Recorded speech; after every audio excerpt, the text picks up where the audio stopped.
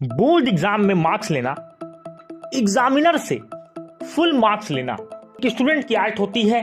एक स्टूडेंट के ऊपर निर्भर करता है कि वह अपने एग्जामिनर से, अपने द्वारा की गई तैयारी से अपने एग्जामिनर को इस तरीके से इंप्रेस करे कि वह एग्जामिनर से ज्यादा मार्क्स ले, फुल के फुल मार्क्स ले।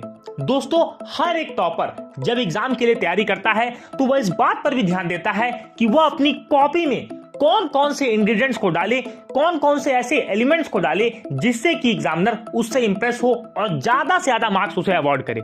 बहुत सारे विद्यार्थी कड़ी मेहनत एग्जाम के लिए करते हैं, बहुत ज्यादा मेहनत करते हैं, अपने सिलेबस को कंप्लीट करते हैं, लेकिन वह एग्जामिनर से ज्यादा मार्क्स लेकर नहीं आ पाते। इसका कारण यह होता है कि उन्हें अपने पेपर को किस तरीके से लिखें, किस तरीके से उसकी शुरुआत करें, किस तरीके से अपने पेपर का अंत करें जिससे कि एग्जामिनर उन्हें फुल मार्क्स देने के लिए मजबूर हो जाए। तो आज के इस वीडियो में हम यही जानने वाले हैं कि अपने बोर्ड एग्जाम की कॉपी को आप किस तरीके से लिखें, किस तरीके से प्रेजेंट करें कि जिससे आप एग्जामिनर से फुल मार्क्स, ज्यादा मार्क्स ले पाए।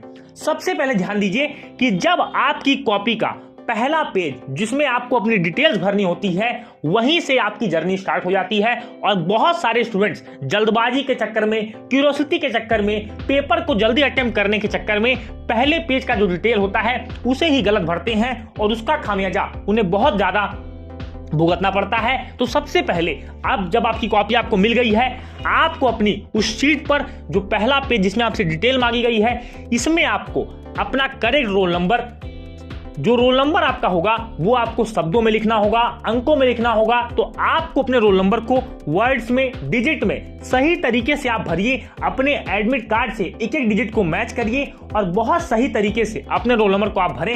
अगर आपको कोई प्रॉब्लम होती है तो अपने इन्विजिलेटर से, कक्ष निरीक्षक से आप पूछ करके उसको सही डिटेल भरें, क्योंकि आपका रोल नंबर ही बोर्ड एग्जाम में आपकी आइडेंटिटी होता है। अगर अपने रोल नंबर को आप सही नहीं भरेंगे तो किसकी कॉपी चेक हो रही है यह भी पता नहीं चलता है। आपका अपने रोल नंबर से आप जाने जाते हो।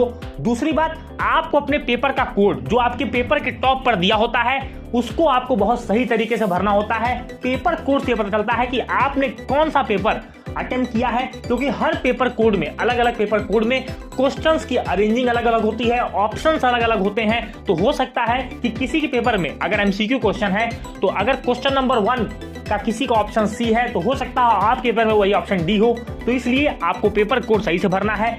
सब्जेक्ट, आप किस विषय का प्रश्न पत्र दे रहे हैं, कौन सा प्रश्न पत्र दे रहे हैं, यानी पेपर 1, पेपर 2 आप किस सब्जेक्ट का दे रहे हैं, इसको आप अच्छे से मेंशन करेंगे। सिग्नेचर अपने आप को करेंगे और इसके बाद जो आपकी डिटेल बाद में भरवाई जाती है, एक अटेंडेंस शीट आती है जो बोर्ड एग्जामिनर आपसे भरवाता है, उसको भी आपको फिल करना होगा। इसके बाद आपको पेपर में कुछ शुरुआती बातों का ध्यान रखना है, जैसे कि जब आपको 15 मिनट जो पेपर पढ़ने के लिए दिए गए हैं, उन 15 मिनट का यूज पेपर को सिर्फ पढ़ने में लगाएं। ये डिसाइड कर लें कि आपका ऑर्डर ऑफ अटेम्प्टिंग क्या होगा, यानी आप किस क्वेश्चन को पहले अटेम्प्ट करोगे, किस क्वेश्चन को आप बाद में करोगे।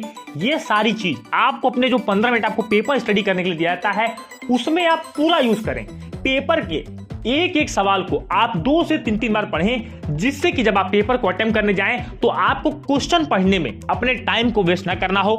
दूसरी बात का ध्यान रखें, टॉपर्स का एक ही लक्ष्य होता है, एकमात्र लक्ष्य होता है, first impression is the last impression.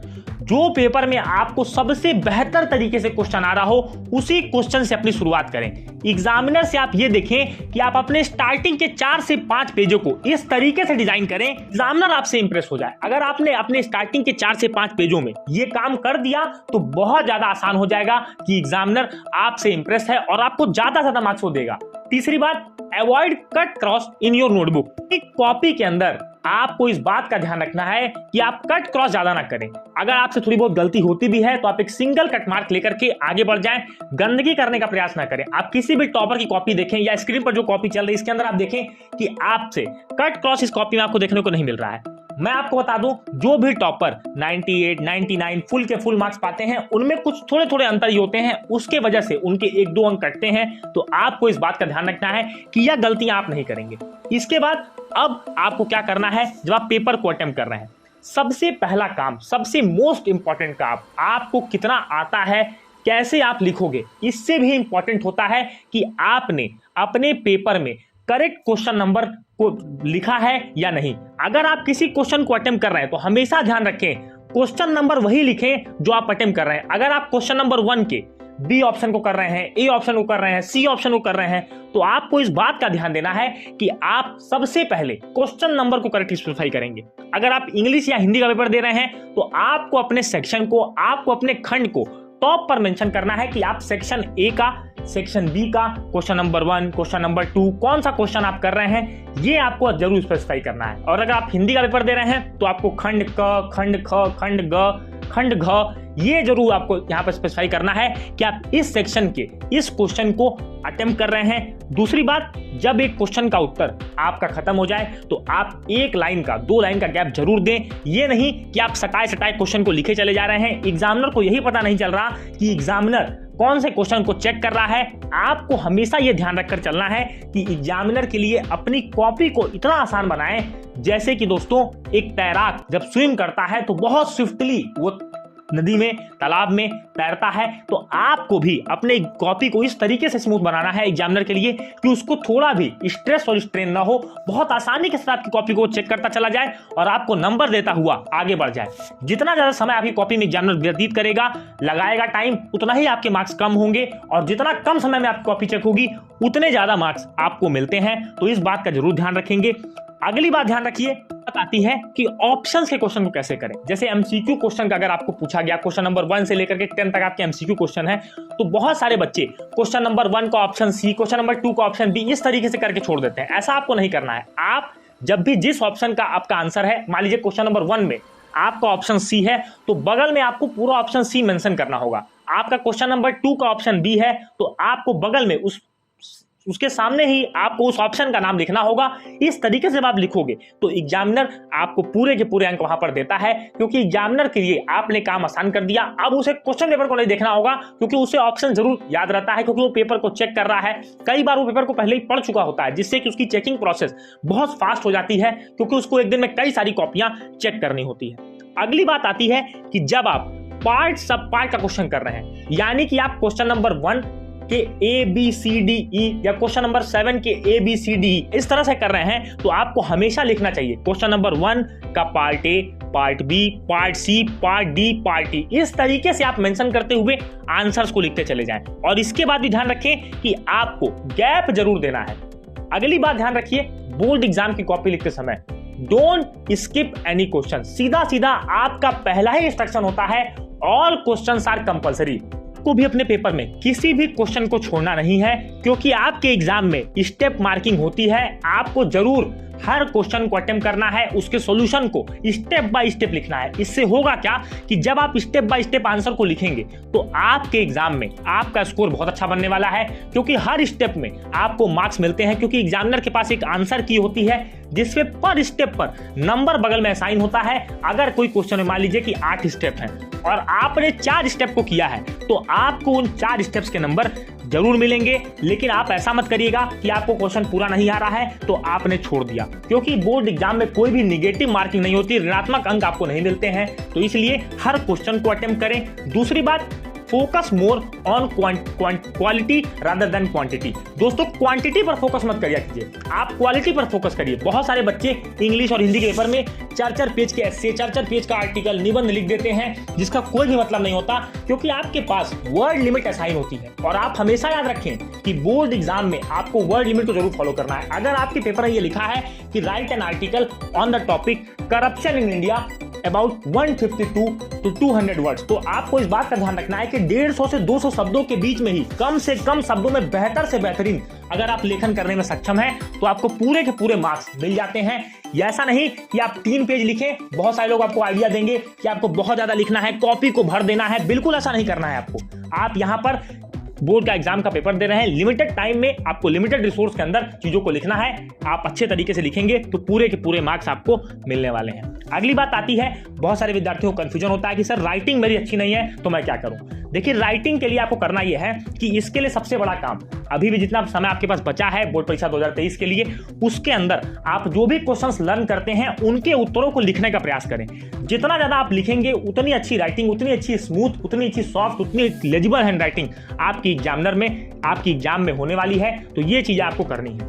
अगली बात ध्यान रखें कि कुछ don't indulge in false operations. दोस्तों ध्यान रखिए, आपको गलतियां ये नहीं करनी। जैसे बहुत सारे लोग इमोशनल मैसेज लिख देते हैं, पैसे डाल देते हैं, ये सब एक्टिविटी बिल्कुल मत करिएगा। अगर ऐसा करेंगे आप तो आपको हो सकता हो कि एग्जामिनर आपकी कॉपी को चेक ही ना करे और आपको एब्सेंट दिखाया जाए फॉल्स एक्टिविटीज में, और आपको ऐसा कर दिया जाए कि आप बोर्ड परीक्षा देने के लिए एलिजिबल ही ना हो। तो ये गलतियां बिल्कुल करने से बचिएगा। अब बात आती है कि हमेशा आप इस बात का ध्यान रखें कि टू द पॉइंट आंसर लिखें। जो पूछा जाए, जितना पूछा जाए उतना ही आंसर लिखें। एग्जामिनर को कभी गलती घुमाने की मत करिएगा, क्योंकि एग्जामिनर वही काम कई वर्षों से, 15 से 20 सालों से, कुछ एग्जामिनर तो 25 से 30 वर्षों से वही काम कर रहे हैं। तो आपको एग्जामिनर को घुमाना नहीं है। जितना क्वेश्चन पूछा जाए उतना ही उत्तर लिखें, उतना ही उत्तर दें भी। अपने आप को बहुत ज्यादा ओवर स्मार्ट आपको नहीं दिखाना है।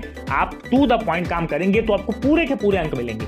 अब बात आती है कि टॉपर्स आखिर अलग क्या कर देते हैं जिससे उन्हें फुल मार्क्स मिल जाते हैं। दोस्तों टॉपर्स के लिए हर क्वेश्चन की अलग अलग स्ट्रेटेजी होती है। अगर वह सब्जेक्ट वाइज भी उनकी स्ट्रेटेजी होती है। जैसे मान लीजिए कोई न्यूमेरिकल प्रॉब्लम वो सॉल्व कर रहे हैं, तो न्यूमेरिकल में सबसे पहले वो फॉर्मूला लिखेंगे, हर सिंबल के मतलब को समझाएंगे विद देयर एसआई यूनिट्स, और जब उनका फाइनल आंसर आता है तो उसे वह बॉक्स में विद यूनिट मेंशन कर देते हैं, जिससे कि एग्जामिनर देखता है कि इसने स्टेप बाय स्टेप बहुत क्लियरिटी के साथ क्वेश्चन को सॉल्व किया है। दूसरी बात, जब वो ऐसे पेपर को करते हैं जिनके अंदर डायग्राम आते हैं, तो वो डायग्राम को बहुत ही नीट क्लीन विद पेंसिल हर पार्ट को लेवल करते हैं। इससे भी उन्हें बहुत ज्यादा फायदा होता है। तीसरी बात ध्यान रखें कि जब वो किसी पेपर का आंसर करते, चाहे एसएसटी हो, इंग्लिश हो, हिंदी हो, तो इंपॉर्टेंट पॉइंट्स पर जिसमें वो देखते हैं कि ये पेपर बहुत ज्यादा थ्योरेटिकल है, लंबा पेपर है, तो वह इंपॉर्टेंट पॉइंट्स को जरूर अंडरलाइन करते हैं, जिससे कि एग्जामिनर की नजर उन इंपॉर्टेंट पॉइंट्स पर जरूर जाए, भले वो पूरे आंसर को न पढ़े। क्योंकि इंपॉर्टेंट पॉइंट से एग्जामिनर ये समझ जाता है कि आपको क्वेश्चन की समझ है, सब्जेक्ट की समझ है, और आपको पूरे के पूरे नंबर मिलते हैं। अब बात आती है कि लॉन्ग क्वेश्चंस में वो क्या करते हैं। तो लॉन्ग क्वेश्चंस के अंदर हेडिंग को सही मेंशन करते हैं, इसके बाद सब हेडिंग को सही मेंशन करते हैं और टू द पॉइंट आंसर लिखने का प्रयास करते हैं। बस इससे ज्यादा टॉपर्स कुछ भी नहीं करते। बहुत अच्छे तरीके से हर पेज को प्रेजेंट करते हैं। उनको पता होता है कि मैंने कितनी मेहनत की है। यह बात मेरी कॉपी के प्रेजेंटेशन पर, मेरी कॉपी के लिखने के तरीके से ही निर्धारित होती है। तो इस वजह से उन्हें पूरे के पूरे मार्क्स मिलते हैं। अब बात आती है, कुछ गलतियां ऐसी ना करें। हमेशा ध्यान रखें, एग्जामिनर कभी भी आपका नंबर काटने के उद्देश्य से नहीं आता है। आप अपनी कॉपी को नीट क्लीन क्लियर रखें। इसके साथ ही साथ किसी भी क्वेश्चन को स्किप ना करें। हर क्वेश्चन के आंसर को देने का प्रयास करें और एग्जामिनर को इरिटेट ना करें। एग्जामिनर को इस तरीके से कॉपी को प्रेजेंट करें जैसे कि जब आप किसी शादी पार्टी में जाते हैं तो आपको उस व्यंजन का नाम पार्टिकुलर स्पेसिफाई होता है, आपको पता होता है कि आपको इस डिश को खाना है या नहीं। तो बिल्कुल बहुत अच्छे तरीके से, जैसे आपको एक सजी हुई थाली बहुत पसंद होती है कि आपके पास खाने के लिए जब आती है तो आप बहुत अच्छे तरीके से खाते हो। यही अगर आपको खाना सही तरीके से ना दिया जाए, परोसा ना जाए, तो आपको खाने का मन नहीं करेगा। बिल्कुल इस तरह से आपकी कॉपी भी है। आप अपनी चीजों को अगर सही तरीके से प्रेजेंट करेंगे तो वह एग्जामिनर अपने आप को कनेक्ट कर पाएगा और ज्यादा से ज्यादा मार्क्स आपको मिलेगा। तो उम्मीद है दोस्तों कि यह वीडियो आपकी बोर्ड परीक्षा 2023 के लिए आपके कॉपी प्रेजेंटेशन से एग्जामिनर से कैसे नंबर लें, इन सारे पॉइंट्स को आपको क्लियर किया होगा। वीडियो अच्छा लगा, वीडियो को लाइक करें। चैनल पर पहली बार आ रहे हैं तो चैनल को सब्सक्राइब करें, नोटिफिकेशन बेल को टैप करें। मिलेंगे अपने अगले वीडियो में, तब तक के लिए जय हिंद, वंदे मातरम।